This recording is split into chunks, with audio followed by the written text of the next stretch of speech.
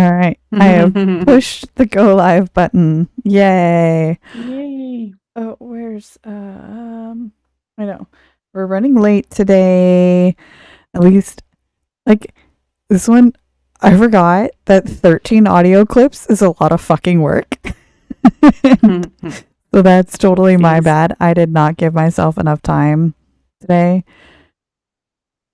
When I got home to do all of the things. Come on, work with me, systems. Close that, open this, do all the things. Oh, hi, Muffin. Oh, Hello, that's what I need right now. Here.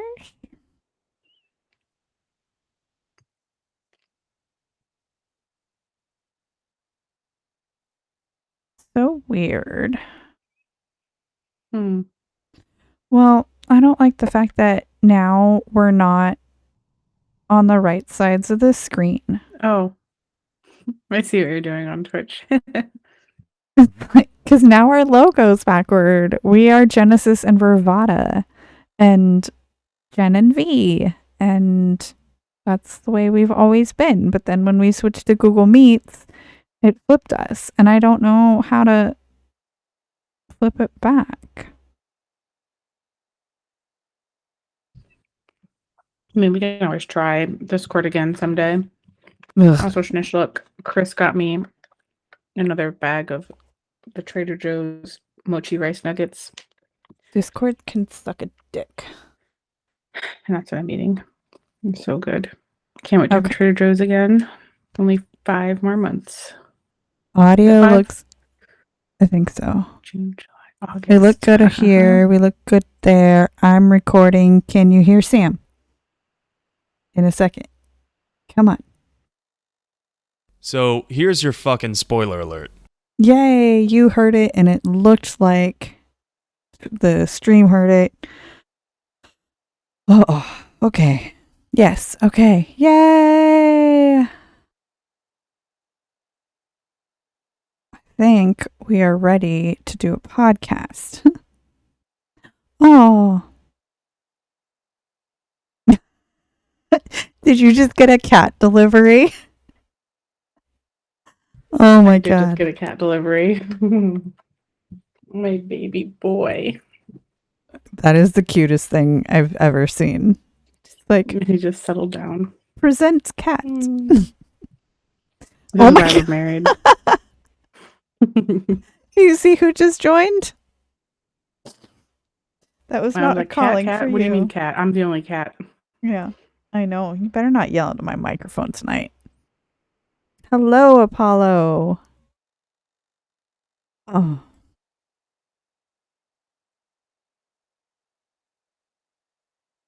Okay. I think... Oh no. Fuck me.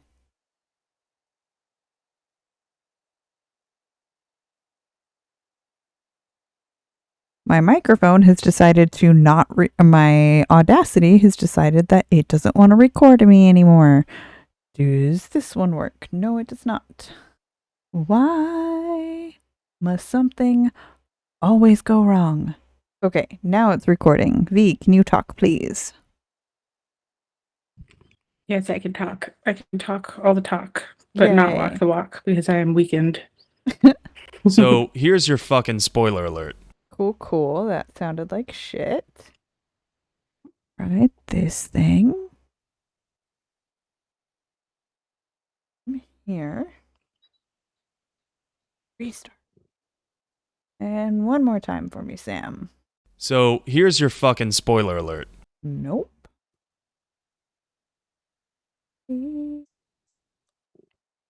Because I'm going to be pissed if So here's your fucking spoiler alert.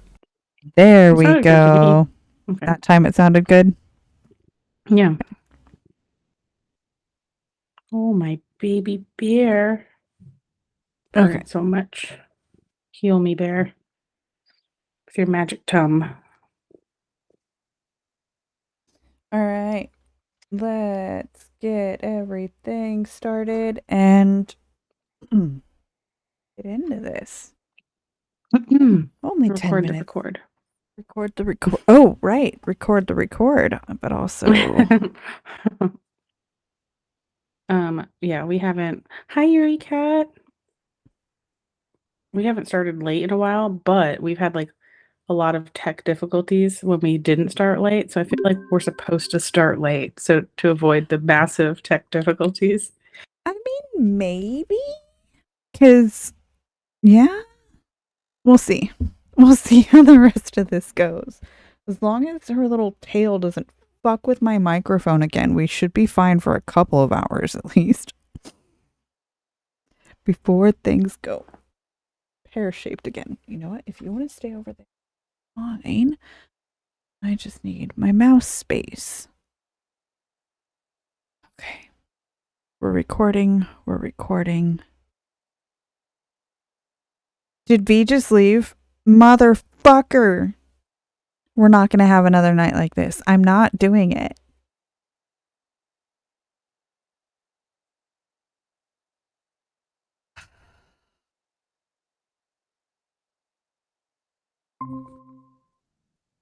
You shouldn't have said anything. I'm going to blame this on you.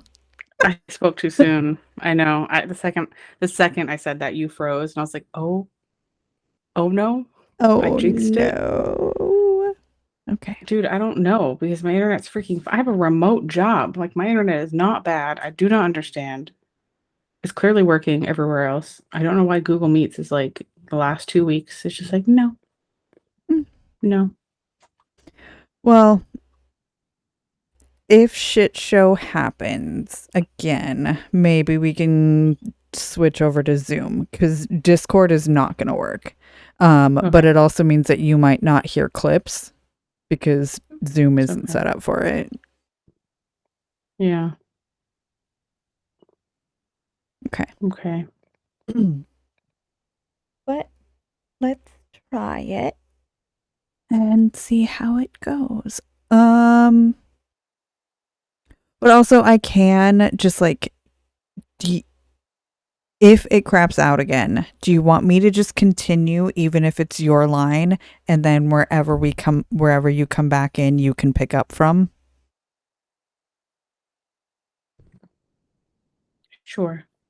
It might be disorienting, but it's disorienting either way, so it doesn't really matter. Yeah. Okay. All right. What we gotta do. Let's try. All right.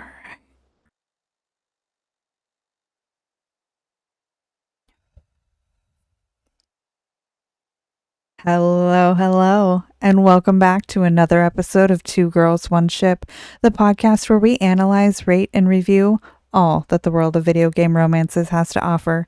I'm Genesis, the girl who loves her V and is here to support you in every aspect of your life, babe. Oh gosh. I'm Bravada, the girl who loves you too. And does not love my kidney stone. That's what she's talking about. Mm-hmm. It's been a challenge, but I'll be okay. If you're new here, welcome to the beautiful chaos. But you should know that our podcast centers on character and romance analysis and doesn't shy away from exploring the fun of fucking. Or from the deep emotional connections built between two characters using specific in-game dialogue. So if you want to stay spoiler-free, then this isn't the podcast for you.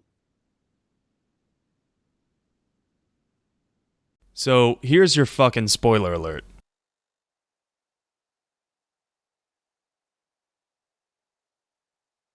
Thanks for the spoiler alert to an absolute legend. And just like with all of our previous episodes, we'll assume that you have some background knowledge of the game and character in question, but we'll be providing context for those of you who may be unfamiliar. I thought I could chew faster.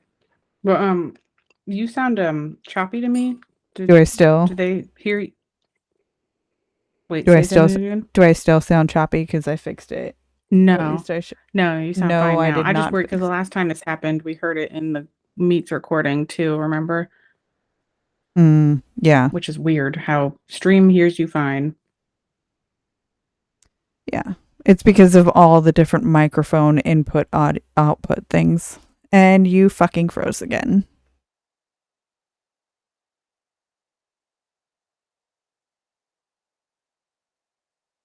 You know what, guys? I think that we might take this one offline today. With the way that it's been happening and all the weirdness, maybe streaming is just doing like an added something, but I don't know because it's me that's streaming, not her. So I just don't understand what could be going on there. I was thinking like maybe we should take it offline and not stream it, but I don't know if that's part of the issue or I mean, it's never been an issue before. I don't know what changed these last 2 weeks with Google Meets. you know I what? don't know. Maybe I'll stop recording in Meets because this is just like super backup audio because I have this Twitch stream is recording as well. I don't know. I'm going to try everything to make it better. I took off my good luck, well, I thought was good luck signal booster just to see if maybe it turned into a bad luck signal degrader. I don't know. Yeah. Hi, Bat Night. Yeah, so I have no idea. I'm sitting in the same spot I always sit in. I didn't change anything. I don't know. I don't Definitely know have internet because either. it works just fine literally everywhere else except for Google Meets for me right now. So I don't know why Google hates me. But yeah, anyway, where were we? Oh, I'm at the today part, huh? Or did you already go? Nope. Okay. Okay, guys.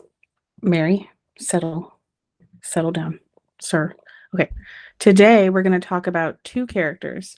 We're going to circle back to Kaidan and discuss his romance with Male Shepherd. The differences are enough that we thought it warranted some extra discussion apart from his romance with FemShep. But first, we'll be talking about the romance you can have with Steve Cortez in Mass Effect 3. All right. It's time to hop on Cortez's shuttle and help him forget all about his dead husband. Wait, that doesn't sound very romantic, does it? Are you okay? I've just been standing here, holding this for I don't know how long. He'll always be a part of me. Your past is yours. No one can take that away. I love you, but I know you. Don't make me an anchor. Promise me, Steve. Goodbye, Robert. I'm glad you came. Lieutenant Stephen Cortez is an only child, and he lost both of his parents years ago, so his only family was his husband, Robert. Steve has been in the Alliance since around 2176, and his first duty station was in the First Fleet aboard the SSV Hawking, piloting F-16 Tridents. He'll tell you all about it whenever you talk. It was clearly the happiest time in his life so far. Unfortunately, the happiness didn't last. Robert was stationed at the Ferris Fields in 2185, and the collectors abducted the whole colony. The clip you just heard included a portion from Robert's last call to Steve, who was working on a construction at a remote station not far from Ferris Fields. Robert warned him to escape before the collectors got to his site too, and as you heard, asked Steve to let him go. Don't make me an anchor.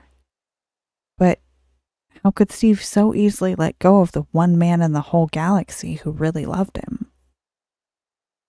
So sad. It's pretty early on in the game where you can conveniently overhear Steve listening to that clip, tears running down his face. It's a nice signal to the player that Steve is not off the table, grief be damned, because his late husband basically ordered him to move on.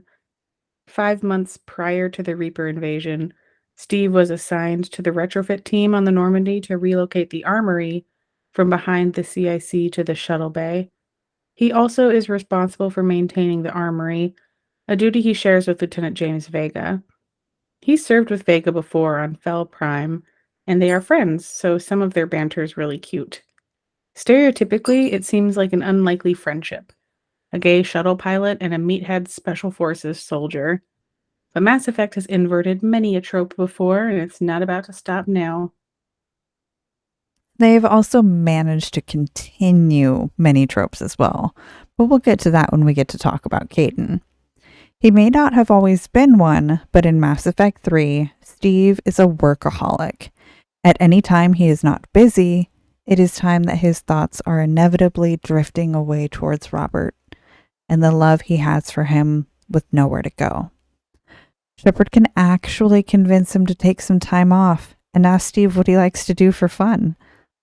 Turns out he likes to watch the ships fly by, in and out of dock, with the audio emulators turned off, so it is silent. He will take Shepard's advice and begin to hang out at the Citadel docks, watching the ships pull in and out. This also allows him plenty of time to think about things, and he is still firmly planted in the depression stage of grief. One day, Shepard can watch the ships with Steve, and he'll point out a Turian warship that has seen better days. Looking for dry dock, I bet. She's seen battle. Look at the waiver in her drive core emissions.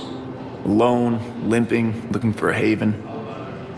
Maybe it would have been better to just go down fighting, like their families back home. Are you talking about the Turians or yourself? I should have been there. With Robert. I'm glad you weren't. You'd be dead, and we'd never have met. Yeah. That's the one good thing from all this. I'm glad to serve with you, Shepard. The Reapers are expecting victory. They won't get it. Nobody is giving up. Not those Turians, not me, not you. Oof. Are you fired up? I'm fired up. I do love motivational speeches. Brought to you by Commander Shepard. Oh, What? oh, I thought you said something. I guess I was just getting feedback or something. Okay. This pep talk does help to move Steve up into the acceptance stage of grief, but you have to remember something about grief. It isn't a set of stairs. You don't climb one after the other in a neat little trip.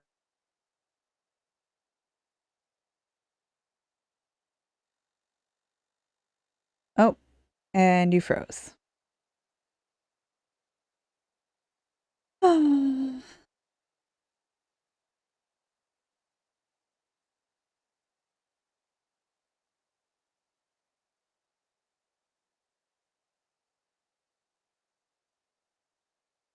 Okay.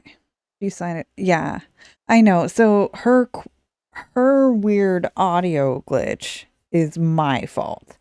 Her going in and out of Google Meets, I have no idea where that comes from. I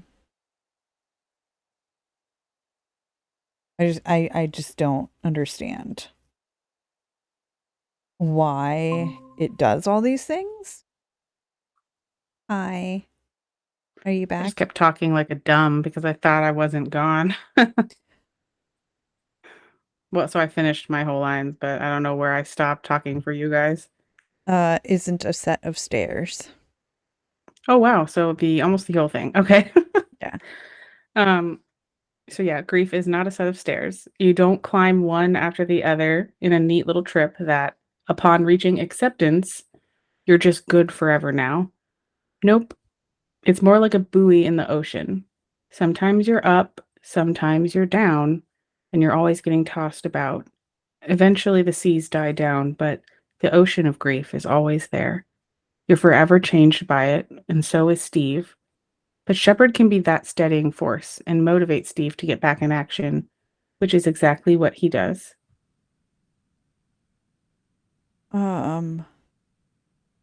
Is the static happening for me right now? And hi, Bone Chillin'. Because, yeah, I know that the static issue is definitely an issue. Okay, good. Okay. I'm working on it. stupid fucking computer systems. I'm also working on upgrading my computer, so maybe I don't have it. Only when on the podcast. Oh. Weird. Okay. All right. Hanging out on the Citadel, taking some much needed downtime, also allows Steve to get back in touch with some of his old pilot friends.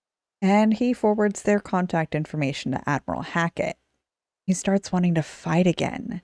And he sure does. Steve is what you call a jack of all trades, or a do-anything soldier.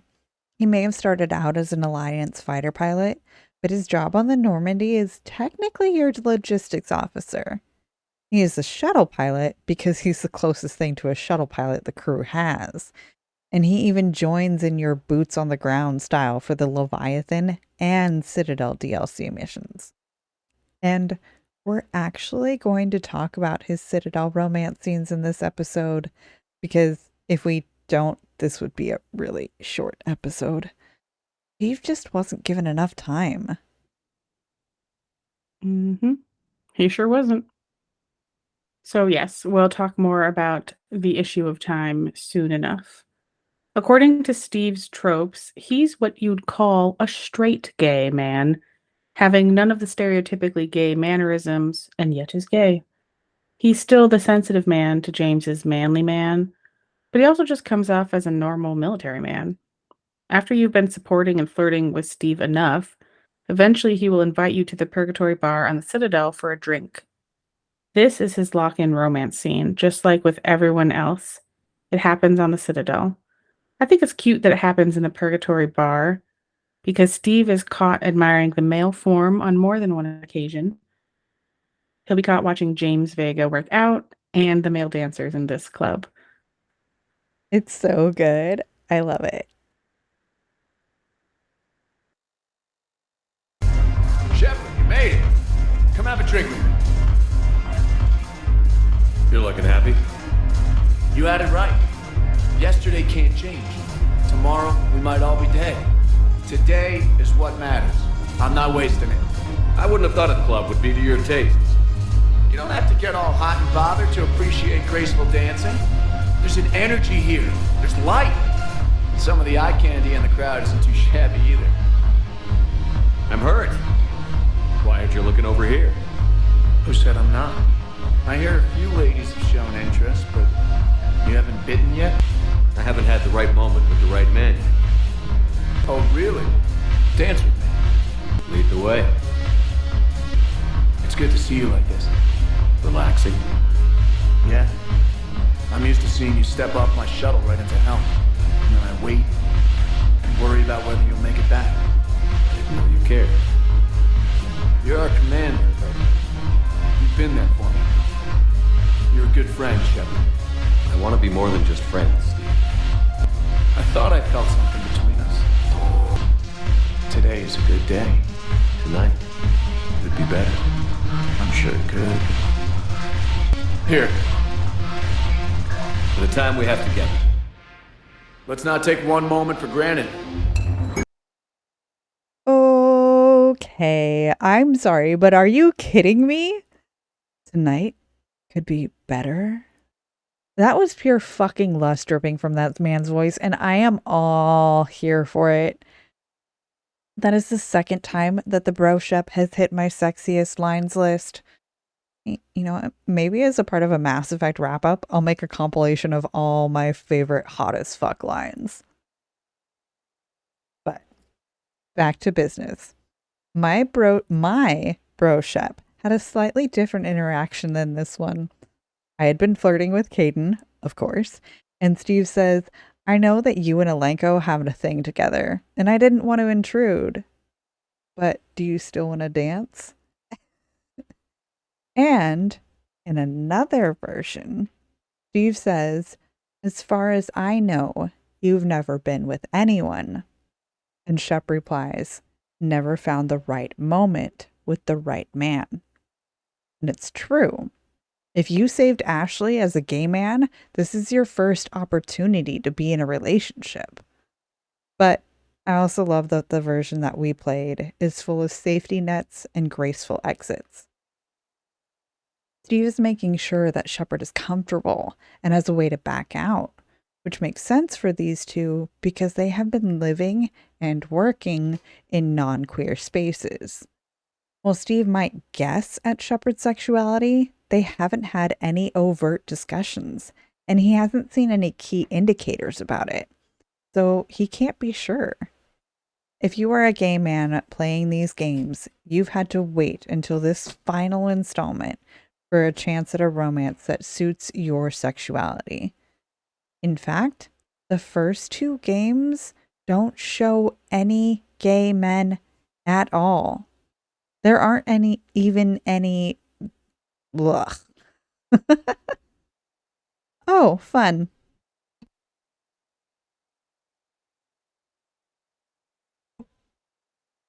There aren't even any visibly gay NPCs. While lesbian femships have been able to have a pseudo-lesbian romance with Liara since the first game, and a fling with her secretary in the second one.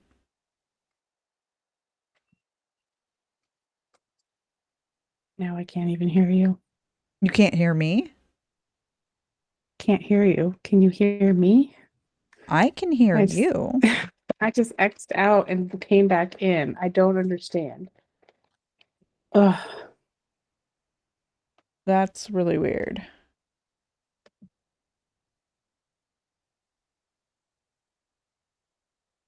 Um,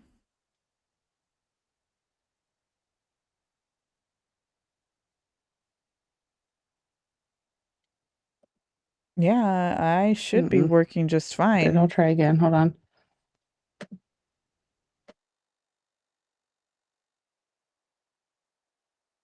Really, bot be gone.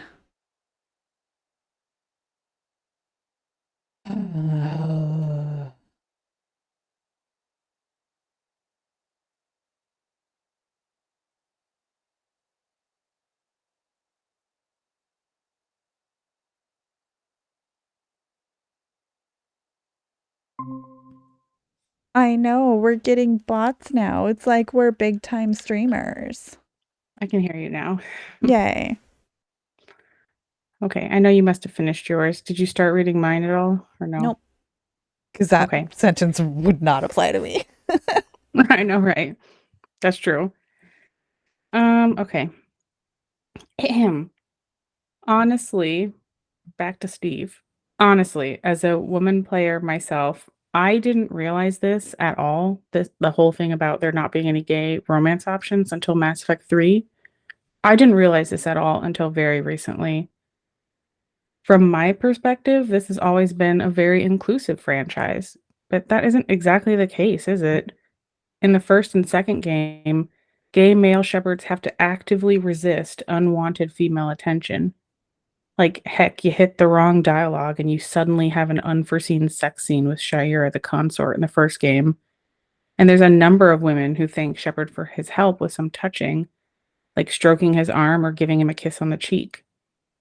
This is what's called a heteronormative agenda, aka, the player has to exist in a world that pretends they don't, and insists you engage in attractions that they are not actually aimed at you. To get all the way to the third game as a gay male shepherd with your identity intact requires a level of vigilance that players of other sexualities just don't need to do. Now, if you've managed to play this long without a romance to suit your sexuality, you do get a cute payoff with Steve, though. Like, it really pays off in the downtime between the missions. These two flirt in every conversation they have. Most of them reference sex in some fashion or a deep romantic connection, including some personal favorites of mine after Priority Rannoch, when Legion is flying the ship and Shepard and all the little squaddies have to sit in a storage compartment. It's called tight quarters. And Steve goes, tight quarters? It's the first time I've been jealous of your squad mates. To which Shep replies, "Sure. Next time we can try under the bed if you'd like." And I blushed at that one. I was like, these two talk about it all the time. It's great. Or after a playful banter fight where he calls Vega a jarhead, Steve turns around to Shep and almost angrily says, "Hey, get out of here. I like the view as you walk away." And I was like, oh, I love this. Now, since Cortez isn't a squatty, they give him more unique downtime conversations than with any of the others. And his romance has even more dialogue. I really like that they did that. And since V is gone, I'll keep going. So, dipping now into the Citadel DLC. There are a few really cute scenes with Steve as your romance. And Shepard makes it back to the apartment after the whole fish tank scene. Cortez will say, "Let that be a lesson. Sneak off for a dinner date with another man and you get shot at." Referencing the sushi date with Joker. Now, it's said in a cute tone, and I like it. Like we said earlier, Steve actually takes up an M8 Avenger and fights alongside with you against the clone. And when that whole situation is dealt with, he will invite you down to the Silver Sun Strip. He wants to take a joyride in the Kodiak. And the conversation shows just how much Steve really cares for Shepard and how much he loves him. I didn't know this shuttle had virtual windows. Bet there's more you don't know about this bird. What's that supposed to mean? Before Mass Effect fields, there was no such thing as inertial dampeners. Yeah? Here, feel this. Whoa! That, my friend, is unadulterated momentum. Want to really feel it? Show me.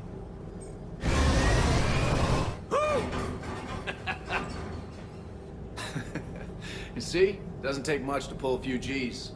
Back in the day, pilots would wear G-suits. It squeezes your body so that the blood stays in your head in tight maneuvers. Are you trying to seduce me, Steve? Always. You miss flying fighters? Can't imagine you're too thrilled to be flying a shuttle. Hell no. I'm not just any shuttle pilot. I'm your shuttle pilot. Wouldn't have it any other way. When you're on the ground, weapon in hand, you're invincible. But when we're approaching an LZ, you're just another soldier. Vulnerable. Nothing you can do if we're shot down. Getting you to the ground alive is a responsibility I can't give to anyone else. I love you. I love you too, Steve. You know, this Kodiak has autopilot, and it is rather cozy back there.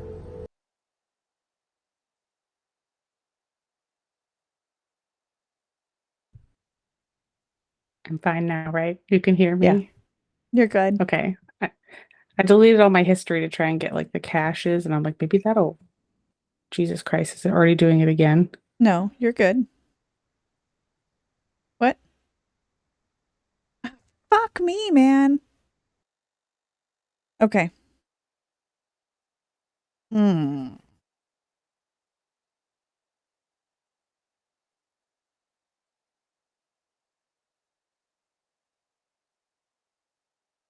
And quit calling me out on the "fuck me, daddy." Like I that one I don't like.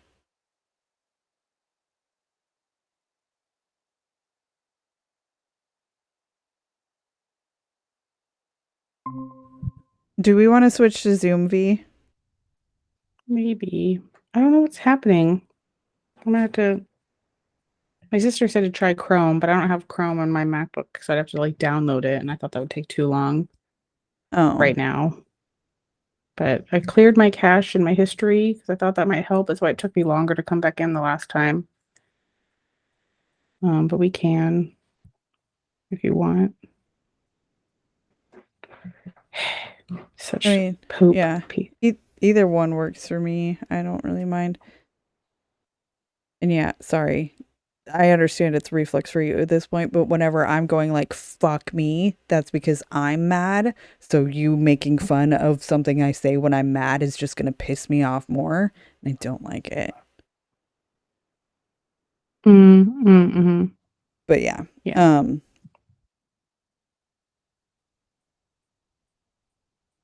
Okay. Well, I'll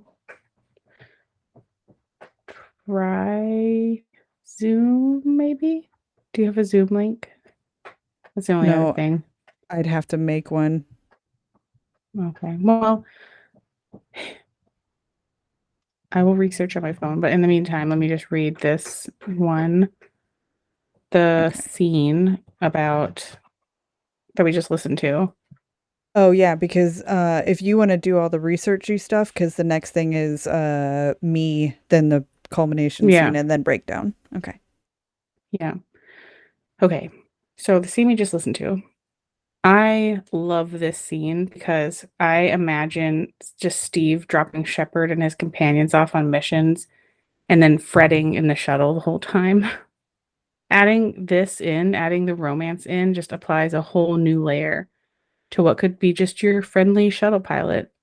He's Steve, the man in love with the man he has to drop into hellholes all the time and then fly away.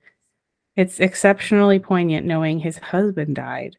You'd think Steve would really struggle with intentionally placing his new love into harm's way, but that's what he has to do. And what control he can retain, he does. That's why he won't let anyone else shuttle Shepard where he needs to go. There's also a really cute scene in the apartment with James and Steve where you watch a buy-out-a-ball game and take some bets on who will win. James eventually leaves the two of you to snuggle on the couch. It's an adorable bit of normalcy in this apocalyptic time. Oh, and one last thing that I liked about Citadel, just before we move on. Steve is the only romance option that doesn't make fun of the Shepherd Shuffle during the party, and I love that about him. Yeah, he doesn't make fun of the shuffle because he has the sexiest line ever. I know you have rhythm where it matters. And damn. All right. But you know what? I would never bet against my man either, Cortez. And the Vega line of, oh, I know when I'm the fifth wheel. You two have fun. I'm like, okay, I like you. Okay. But now we've got the Crucible all ready to go. And we're about to go and take on the Reapers in the final battle. And our romance culmination scene is upon us. So let's listen to our big romance scene with Steve. The armory's prepared. Shuttle is primed. It'll still be a few hours before the fleet's mobilized, though. Now we just wait. Yeah. I was hoping you might want to wait together. Stay here with me. Till the call comes. Of course. Not one moment for granted. And that's it. That's it. These two fuck more often than any of the other romances. Like, the Shankomance alludes to it a few times. Shakarians, we get hints of a few nights. But these two seem like they go at it all the time. Why not fucking show it? After every mission, Steve hardcore flirts and references their physical affection all the time. But we never see it. I'm not asking for much, but can we please get more than a handhold and a fade to black on a kiss? Oh. Show me the scene under the bed. Show me the scene where they are throwing across all of the after action reports. Steve is just up there to help Shepard fill out every night. They allude to so much fun, yet they decided to not show it. Okay. It is cute that they wake up in their matching Alliance black boxers when Shep wakes up from his nightmare. But, oh, I'm also just sad that there isn't more for me to discuss. Another issue I have was brought up last week with the Tally romance. So, we just heard the entire culmination scene between Steve and Shepard. And I can play it again if needed. But let me also play you this scene. It's going to take a few more hours for the fleets to mobilize. I hate the waiting. I've been trying to find ways to pass the time. Come up with anything good? I thought maybe you could use some company tonight. Will you stay here with me? Until the call comes? For as long as you want.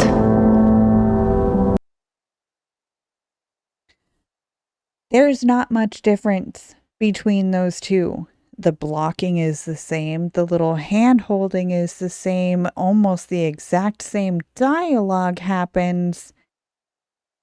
And I think that's bullshit.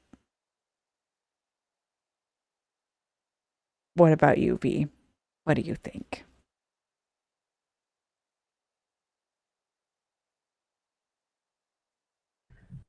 Sorry, I was trying to download Google Chrome because I'm getting shat on in comments about using Safari, even though I've been using Safari for the last freaking year and a half almost that we've had this goddamn podcast. Okay. Google. Anyway, I think here's my thing. It's like it blows my mind that I know we're talking about Tally actually, so let me back up. I think it's really lazy that they just made it the same, basically. I think it's kind of weird that we got to see more with Tally's romance scene in the second game and nothing in the third game. Like she kind of Jaguar pounces on him in the second game, after she takes her mask off. Mm-hmm. And we don't get anything like that in the third game. So it's just weird. It just blows my mind that we've waited so long for a gay romance scene and we don't get one, really. Kaidan at least gets a very short animation, but Steve just gets a fade to black. Like Liara gets a very sensual and beautiful fantasy scene, but Tally gets nothing. None of the more alien-looking romance companions do either. Like, it's weird how we got a bit more action with Tally in the second game, like I said. Nothing in the third. And these two gay romances don't really have a lot on offer. I can't help but wonder if the romances that were viewed to be the most attractive to look at, heteronormatively speaking, got a more in-depth scene. Much more effort was put into the scenes with a male and female character or two female characters, once again seeming to send a message that these scenes are only for certain people's enjoyment. I can't help but feel alienated when I don't get to see my Shepard bang her Turian, but people get to mind meld orgasm with Liara. Don't kink shame me, BioWare. Yeah. Okay. Now, the final goodbye. That's got to be really sweet, right? Okay. Nope. The final goodbye between Shepard and Steve is also very anticlimactic. After Steve drops you off in London, if you haven't befriended him at all, he'll die. But we romanced him, so he'll live. And we have to... Oh, damn it. I fucked all this up. Oh, well. But we romanced him, so he'll live. Now here is what the final goodbye sounds like. You're alive. So are you. When I saw that explosion, that's a feeling I never want to have again. I apologize for that. Things got too hot. Thought maybe I could do another run and head back around. Well, not one of my finer moments. If I'd been flying my old Trident, things might have been different. What matters is we took out that AA gun. Absolutely. And the Reapers are next. That's the idea. It'll happen. Remember when I said you inspire optimism? It's because victory always follows you. Well, it helps to know I'm not alone out here. Never. I'll be waiting for you. Just come back in one piece, okay? I will. Breaks my heart. I don't like it. Steve is just gonna lose another lover. Also, like, they couldn't let him be there in person. He gets to be a hologram. And the way he's talking is like so robotic. Like he's just talking to a coworker. Doesn't really sound special for being romanced. I don't know. I mean, the same goes for if you romanced Jack or Miranda. You don't get them there either. Or Thane or But Jacob. Cortez was there. Like he dropped you off. You know, he could have maybe showed up. Yeah. But what would he be doing at the forward operating base? Cool. All right, now let's take a quick mid break, listen to some fun facts, and hear from our sponsors. And of course, thank our patrons. Yep. Neutral Jerry will definitely not like doing side missions. Yeah, no, Cortez is totally gonna die. Like, there's no way. No way, neutral ship. I know, we're gonna go into the mid break dance. Yeah, actually, I think I can do the whole mid break by myself. Let's do it. Into that mid break dance. Okay. Most people know this one, but there's a pretty funny audio mishap with Steve. When recording audio for making your way to the forward operating base, some of the files went missing or got corrupted. The only version of any Shepard yelling, "Steve!" when the shuttle is crashing is the version of Mark Meer yelling it to a romanced Steve. He talked about it on a video I watched a long time ago. And there were variations for like, oops, he died. Steve? And a Cortez for like, he's my buddy and I'm seeing his ship crash. And there is no FemShep version of this line. So as far as I know, Jennifer Hale's version just went away forever. So the only version of the Steve line we get is this one. Steve! It just makes me laugh because that is what you would sound like if you saw your lover's ship falling from the sky. But if it's a dude you didn't really fucking talk to. Oh, come on, Okay. go again. Steve! In doesn't Google make Chrome sense. now. So Okay. Huh? You're in Chrome I'm in- now? I downloaded it. I set it up. Well, if this still doesn't work, then I'm going to throw Google into the sea. I don't know how. Okay. I'll figure it out. Okay. Okay. But now it's time to thank the patrons. I don't think any of them are named Steve, but I'd like to thank Steve anyways. And of course, Apollo, Lizzie, Toasty, Becky, Bat Knight, Cloudy, Win, Mystios, and the Cups. Very much appreciated. Thank you so much. And maybe one day I will yell all of your names out with the massive amounts of love that Mark Meer shows towards Steve.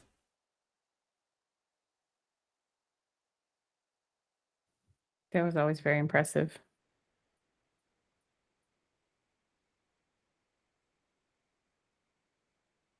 Next line's yours, honey. Sorry, I didn't hear you. It broke up. And Oh, now I hate no. everything. Oh, Yeah. wait, Oh, can you hear me here we now? go. Sorry. Am I I can good? hear you now. Okay. Good. And then it just blocked because I just downloaded a new thing. It blocked my pop-up of opening up the script in Chrome. So sorry. Excuse me. Let me scroll back down to where we were at. My kidney hurts too much for this bullshit, Google. Okay. Oh, okay. Okay, Jen. Jesus Christ. Are you ready to discuss your boy with your other boy? Yes. Yes, I am. Nice to see you in action on the car lot. It was pretty hot. Why, thank you. What would I do without you? You'll never find out. I love that little chat so much. It is the perfect encapsulation of the attraction that Kaidan and Shepard have for each other, and then the sweet and emotional vulnerability that is Kaidan. Ugh, I love it.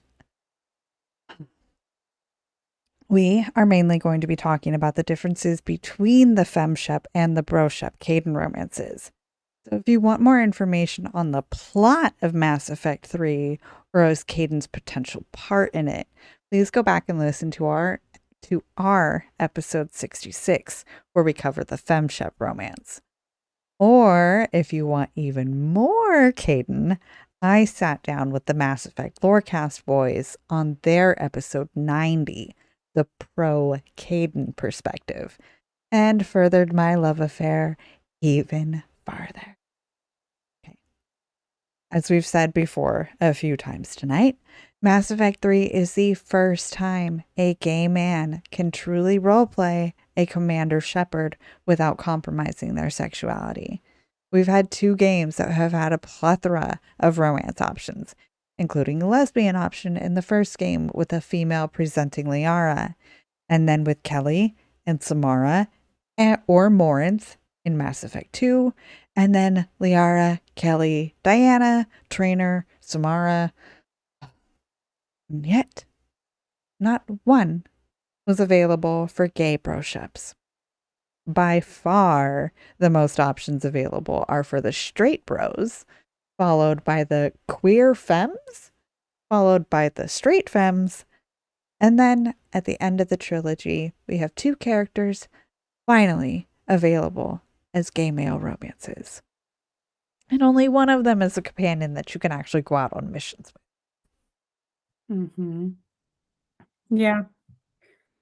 I mean, I know we've mentioned this already in this episode, but that fact still blows my mind. To play an explicitly gay male hero in Mass Effect is not just about waiting around for the 3rd installment for your romance options, but also pushing back against a hetero assault on your senses. This doesn't really happen if you play as femshep, but if you're playing broshep, the first 2 games assume you are straight. Back in 2010, BioWare co-founder Ray Muzica, don't know how you say that name, Ray Muzica, did an interview with IGN about the release of Mass Effect 2, and we'll put the link for the interview in the description. They directly asked him why there were gay romances in Dragon Age, but not in Mass Effect. And to summarize his response, he basically said the games are different. Dragon Age is a first-person true RPG, but Mass Effect is a third-person narrative where you play as a, quote, predefined character. You don't have a wide-open choice matrix. You choose tactical abilities, and this enables a deeper, richer, predefined character. So, as he said, it's not as wide open. And this was back when Dragon Age Origins was the only Dragon Age game out at the time. But still, you can choose Shepard's gender, their backstory, their abilities, their appearance, their morality. You can choose their sexuality explicitly because there are romance options, but they very conspicuously leave out gay options. So while you can choose to be bi, straight, or a lesbian throughout the first 2 games, you cannot be a gay male Shepard.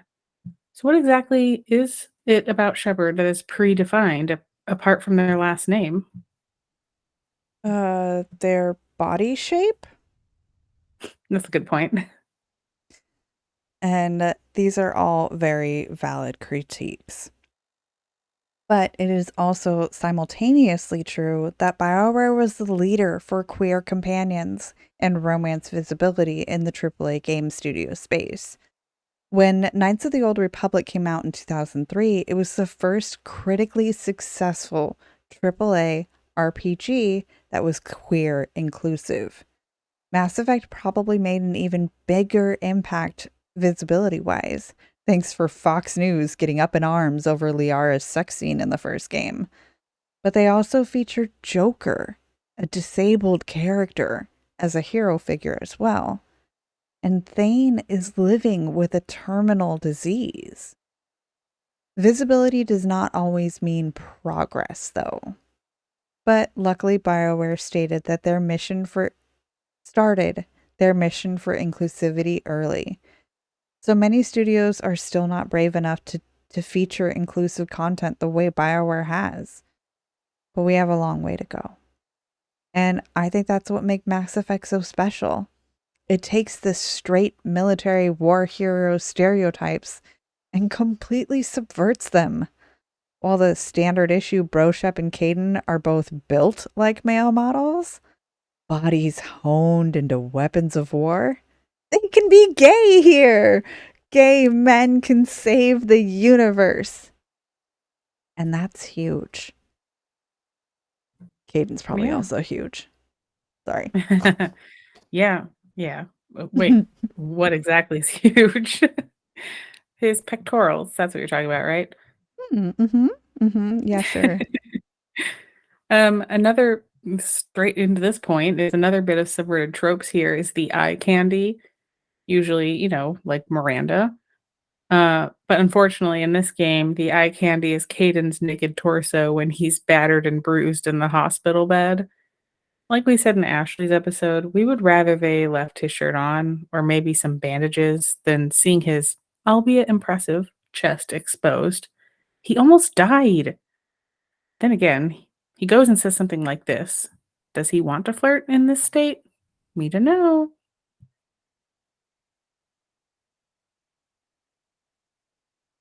You said your implant got rattled. Everything good? The medical gibberish was a bit more impressive, but that's what I took away. Rattled.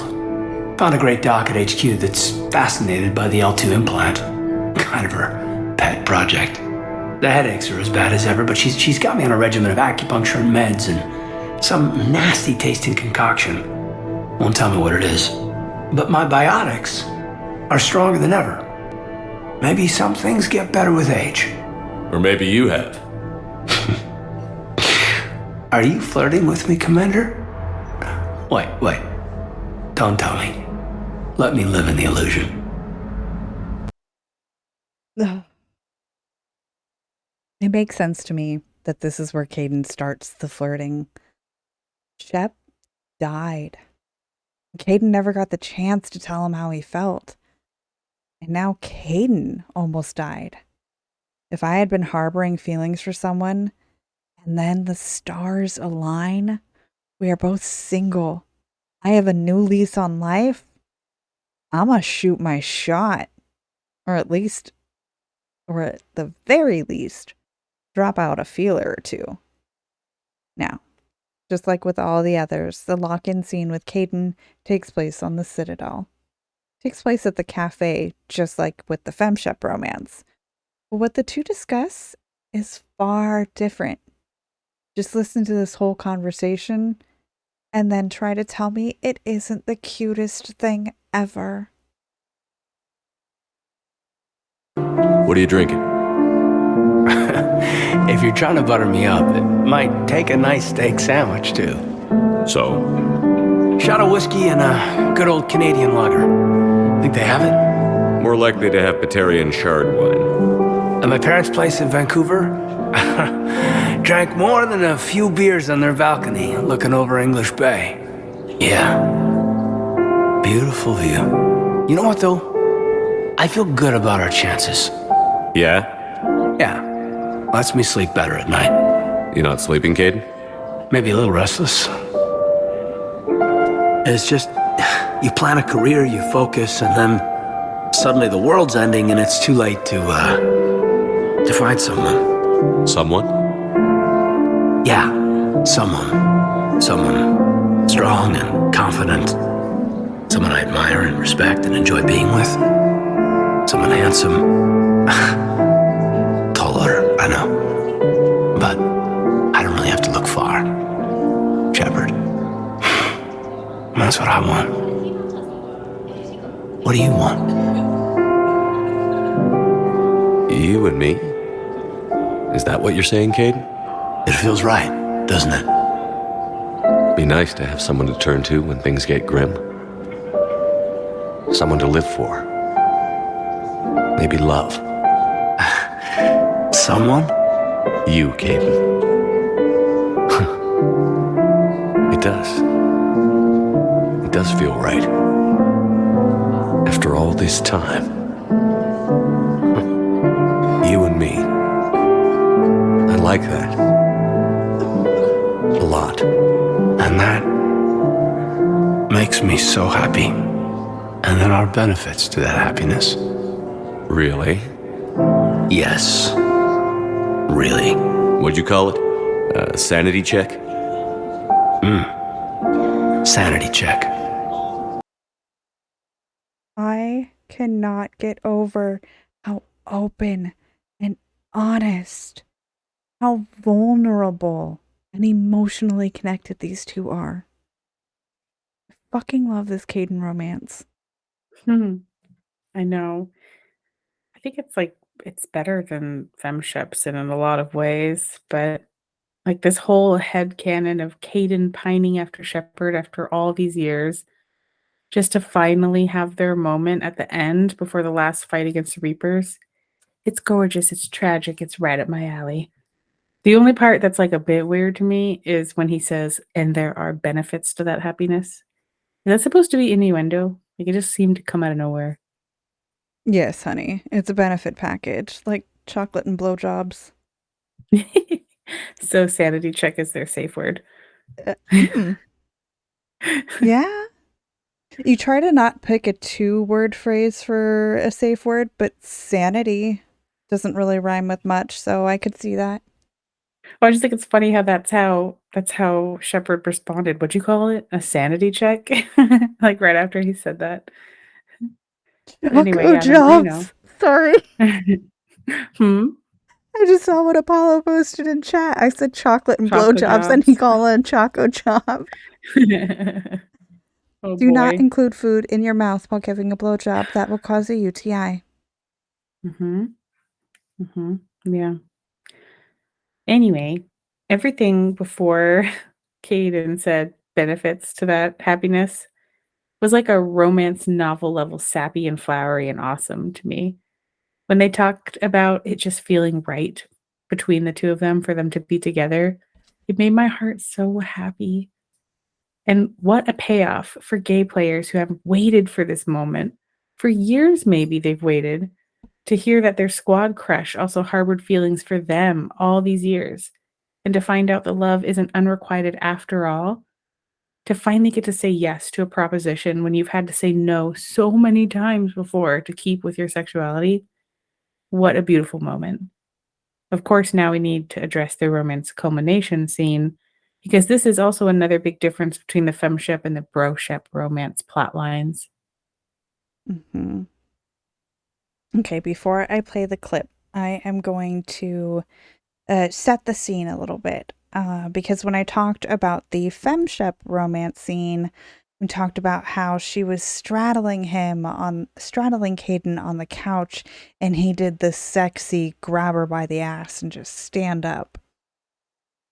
I am so glad that they did not try and make that scene work by just swapping out the body models.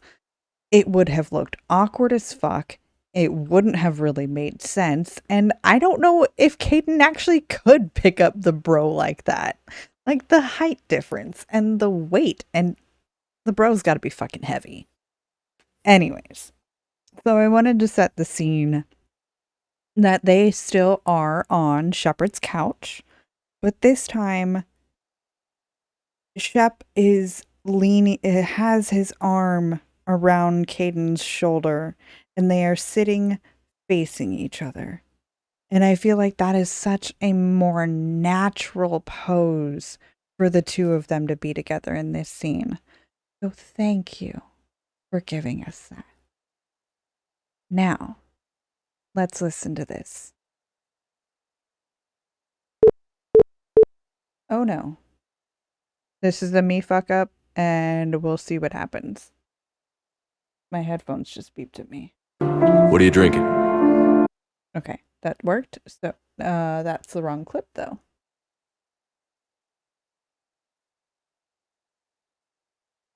What are you thinking about right Stop now? it. It's the last fucking clip. No, it's not. Never mind. Hold on. What are you thinking about right now? The good times and the hard times. It's been an unforgettable few years. Yeah, especially the time we've spent together lately. It's just been so intense. Feels like a lifetime. You're exactly what I need right now. Kaidan.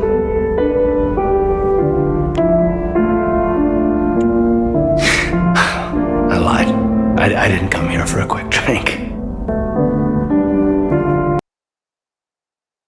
I didn't come here for a quick drink. I came here for a long night. Oh. The fade to black goes, and then it comes back. The four of their legs entangled together. I love the fact that they are wearing their matching little black boxers together. We see them standing there. Shepard is the one leaning up against the bed, and Kaidan pushes him down. We can see the power and the lust in his face. And again, there is no need for a slow crawl. Kaidan knows exactly what he wants. He and Shepard toss and tumble on the bed for a moment. Then it fades too soon for my liking. But damn, we finally get to see some skin on skin gay romance option. And I'm here for it. Yeah. It was so good. I really liked when Kaidan said that it's felt like a lifetime, even though it's only been a short time. And while, that can be an indicator of like a deep infatuation type of whirlwind romance type thing, but I think with them, it's not that because they've known each other for so long. Like they know each other so well, and they've been really good friends for years until now. So I think for him, it's just because it feels so right because they do belong together. That's why it feels like a lifetime. I wish they could have had a whole lifetime. Agreed. Like, to only have it be such a short time that they are together, but I really do agree with the fact that they built their relationship based off of a friendship and a deep level of trust and getting that set up beforehand. Like that's how we feel about the Shikarian romance as well, because in Mass Effect 1, not a romance option. So you build a camaraderie with him, you build a friendship with him. And then in 2, you're like, okay, we can actually make this work. Of course, with Kaidan, 2 isn't an option because you're Cerberus. But then in 3, it's like, now we're together. We can be together. And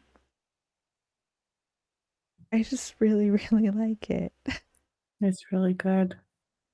Kaidan's romance scene, Kaidan's Citadel romance is also really fucking hot. And actually, I'll see if I can find it. Because I have a clip from his Citadel date that I just happen to have lying around. For no reason. For no reason. Yeah, I love a man that cooks for me. It's another reason why I married my husband, other than I just love him. He brought me my cat earlier for people who weren't here at the very beginning. So, like, that's points in his pro box, and also he cooks all the time. He's so good. And I love that Kaidan cooks for Shepherd. They're so cute. Mhm. Okay, here we go. This one is, there's just something about his Raphael Sabarge's voice in this one that is just pure hedonism, and I fucking love it. Hey, Shepard, I'm. Oh, damn it, play. Okay, I might have to do it just a little bit differently. Okay. There we go. Hey, Shepard, I'm starving. What do you got? We're heading out, Kaidan. We'll just end up back here anyway. Am I right? Right? Oh my god. Ooh. Oh. We're good. Wow. Right? There's just something about that voice. We'll just end up right back here. Am I right? I'm done. I'm done. Stick a fork in it. That's so funny. So good. Now, the end of the game is basically the same between Femshep and Broshep. But even though he pretty much says the same thing before you make the run for the final beam, it hits differently as a gay romance. Maybe one of his true regrets is not speaking up sooner about his feelings. Or maybe some of his life he owes to you is the happiness your brief but deep love has brought. Oh no. God damn it.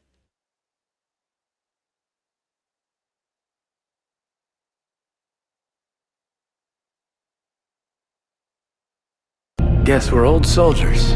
Hey, Shepard? Yeah. I guess we are. We know the score. We know this is goodbye. When this is over, I'm gonna be waiting for you.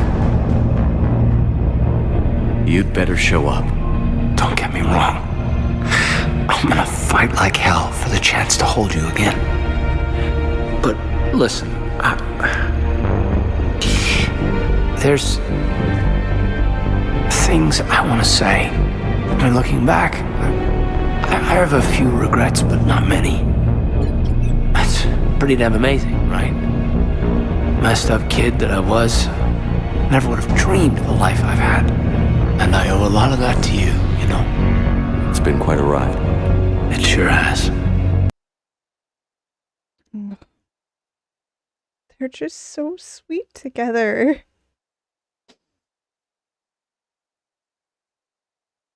Like, Aw. I Kaidan know. always gets you. It does.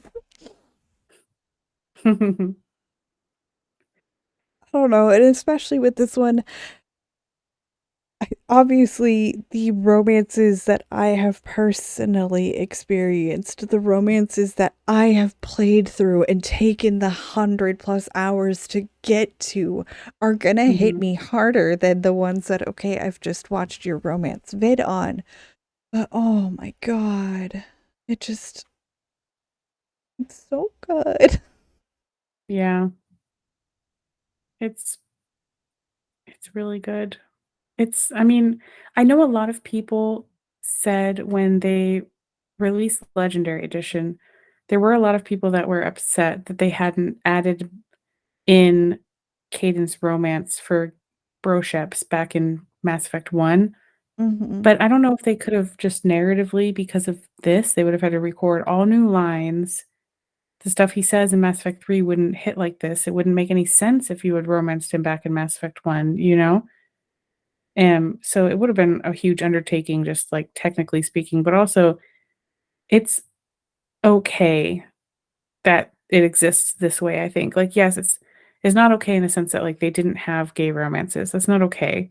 They did try to fix it when the 3rd game came out. Like, when these games came out, they were already so far ahead of everyone else. Like, I feel like I mean, as much as we don't want to give grace for the time, like, we kind of have to, because that was it. There was just quite simply, no matter what you wanted to make, you still had to abide by the publisher's rules and EA doing whatever they wanted, or you know what I mean? Like, there were so many rules they had to follow, and they sucked, and I'm glad that those are changing, but I don't think we need to go back and change the romance for Kaidan to make it in Mass Effect 1 also, for it to still just be a good romance in Mass Effect 3. Yeah. Like, let's make new games, and let's have those new games have fully developed, wonderful gay romances of all of the shades in the rainbow for LGBTQIA+. You know, like, let's just have total inclusive romances and friendships and stuff, but, like, as far as Mass Effect goes, I think that boat has sailed, or the ship has taken off from the Citadel, you know, like, it's gone. I mean, it may not be what everyone exactly wanted, but I think what it is and what we got is still so good for Mass Effect 3 anyway, you know, like, it is a really beautiful little romance, and how many times has that romance played out in real life where you've had somebody who didn't realize their sexuality until a lot later in life, and Yeah. just because they I mean, look at The Last of Us, episode 3, the show, guys. If you don't watch that episode and tell me that's the best thing you've ever seen, then you're lying, first of all, and secondly, that's a middle-aged gay man love story.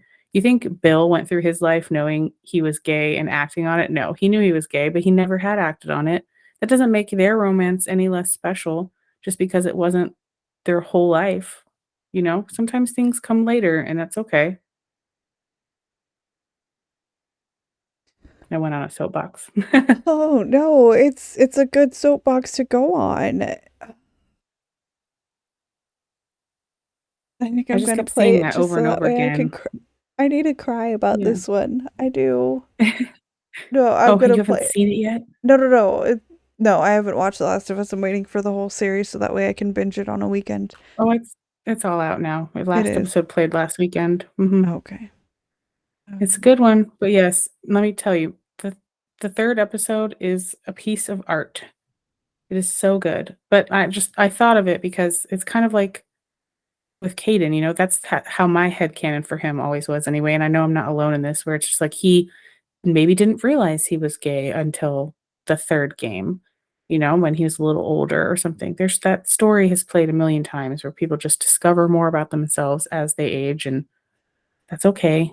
Maybe he wasn't always gay. I know people try to use the whole, like, "Oh, but they recorded lines for both romances with both, like, Mark Meer and Jennifer Hale."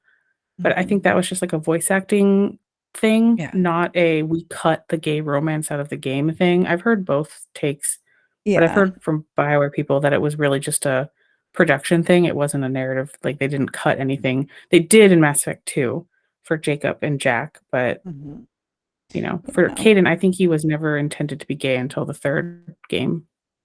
I agree. I don't think that he was intended to be gay in one, but or it okay. Kaidan to me he especially since he talked about Rana and fully explicitly stated we did not date. We were just really good friends. He said that he was attracted to Liara, but Liara is technically not a female. So there's that. Also, And Asara is then supposed to be in attractive to everyone, though, I think is, like, their whole thing. right. And then in 2, when he talks about going on a date with a doctor on the Citadel, everybody assumes that it's Dr. Michelle. What if it's some Mhm. dude? Yeah, Like you never know. I don't think they gender the doctor in that letter. Yeah. And I should say Kaidan's well, the other thing is Kaidan technically is bi, I suppose, but only when you zoom out and look at the possibilities of who can romance him in the 3rd game. If you're playing as FemShep, he's just straight to you. It's not like he ever tells you he's been with a man before. But if Right. you're playing as male Shep, I guess you could see him as gay or bi, depending on exactly what you just said, like how you take what he's told you about his past. Yeah. Uh, not that you Kaidan is know much player about his past sexual. relationships. Yeah, it's definitely player sexual. Yeah. I think we have to But all end. around good. Oh, yeah. I think we have to end the episode on the heartbreaker, right? Mm-hmm. We'll play it. Oh, no. Unmute. There we go. Here. Hey. Shepard! You gotta get out of here. Yeah, that's not gonna happen. Don't argue with me, Kaidan. Don't leave me behind. No matter what happens, know that I love you. Always. I love you too.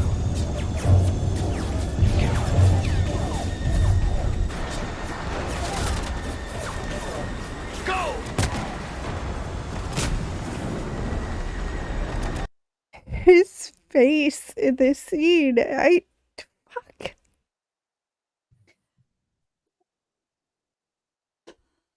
Fact that he says,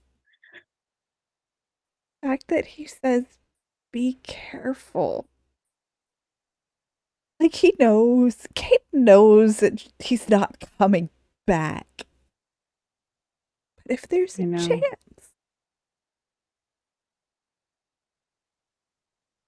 Well, I think he'd hold out That's what hope made me too. happy. He's seen Shepard die once before, you know. I think he would hold out hope. We've all held out hope with the destroy ending and all of the war assets and the last breath. I still hold out hope 10 years later. I've seen some of my favorite Mass Effect artwork is from the destroy ending. And it is like each of the love interests carrying Shepard out of the rubble. Like just walking down the streets of London holding Shepard. And it's just like, I want that for me.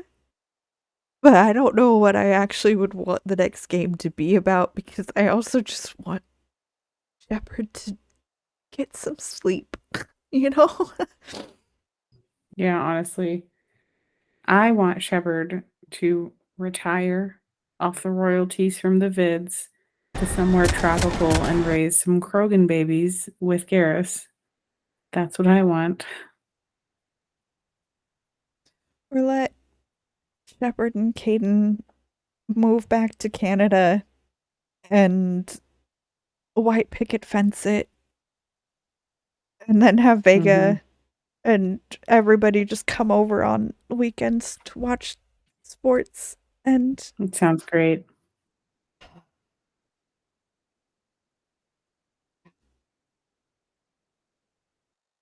all right, V. I think we have talked about our male lovers enough for tonight. Any final thoughts on Kaidan or not Vega? Kaidan or Steve? No, they're all I love them. They're good. I wish they got more time. But, you know, like time in the game, as in like more scenes.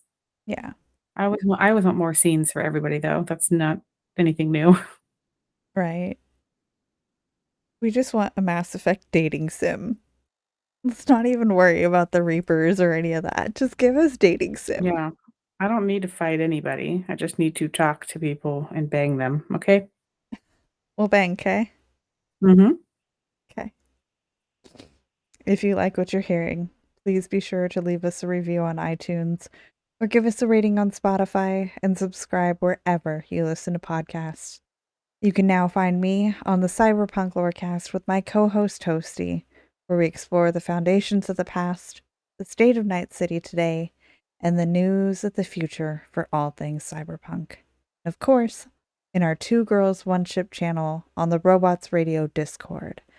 Come give us a follow on all the social medias and on patreon.com/twogirlsoneship. Links are in the description. I'm on the Robots Radio Discord as well, and on our own Two Girls, One Ship Discord server where we nerd out on all our favorite CGI significant others. I had to breathe a lot. Be sure to check out our live streams on Twitch on Fridays at 10:30 p.m. Eastern Time, 7:30 p.m. Pacific Time. Our podcast episodes release on Mondays because you need at least one good thing on a Monday. So thanks for listening. And remember, Beauty is in the eye of the controller. Shit. yay! What? Oh, I just keep hitting Safari to come back in to look at your face.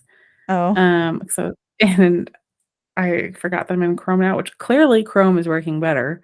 yeah. So I wonder not if Safari had an update and that's what did it. maybe. I have no idea. It's fine. Also, the clips sounded so much better to me on Chrome too, though. So I'm like, I guess I'll just use Chrome from now on. Okay. Whatever. So I don't know. And maybe next week we can try recording again now that I'm using Chrome, and maybe my audio won't sound so shitty. Like it doesn't sound that shitty on Google Meets anyway, but maybe it'll sound perfect. I don't You know. do sound a little bit better, but That's not. it. Oh, not much. Oh, fine. I But still you will don't. record You myself. also don't sound like shit to me. Like Oh. you sound I good. sound. I still end up switching up my audio for the stuff I record because I'm like, I just want to sound clear as fuck. Yeah. Crystal clear. And now Now I'm Apollo's the only mom. Safari user left. I use it on my phone, Apollo. Like I didn't download Chrome to my phone. Sorry. Oh, I love Chrome. I've always used Chrome until I got this laptop, this MacBook, and I always just use Safari. I don't know. yeah. All right, my It was love. fine until last Friday. Oh, we definitely have some editing to do. Oh yeah. And now, yeah. Tomorrow I'm gonna go get my glasses, a new prescription. I need them. Yay. Yeah. Like I going wear to just lay glasses all day around. at work, but I don't at here because I'm like, man, glare and all the weird stuff. But Yeah. yeah. I got the blue light filter on my glasses, so if you can do that, you should totally do that. So I worth have it. it on. I have it on my ones. Like I wear them all day at work. And it's a freaking lifesaver. I don't know. There's Yeah. something about being at home that I don't like wearing them. I need them to see you. So Oh. I have to wear them. Yeah, I'm not that bad. What is it? Far? No, I'm nearsighted. I can see things that are near. Yeah.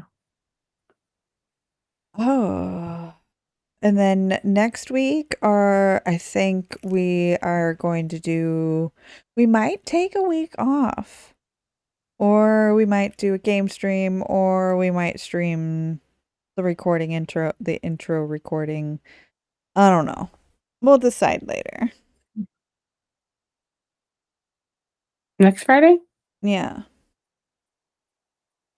Is it not patron chat? Oh, fuck. Is it? It is patron chat. Oh, wait. Wait. No, I'm all confused. Oh, shit. No, don't do that. Puzzled. Stop. I'm gonna look at the schedule. Yeah. No, Friday is Miranda and Jacob, and then is the patron chat. Oh, shit. Okay. Why is my brain thinking, I'm a couple weeks ahead of time. So Yeah, I know you've got a one-track mind for that one. I know.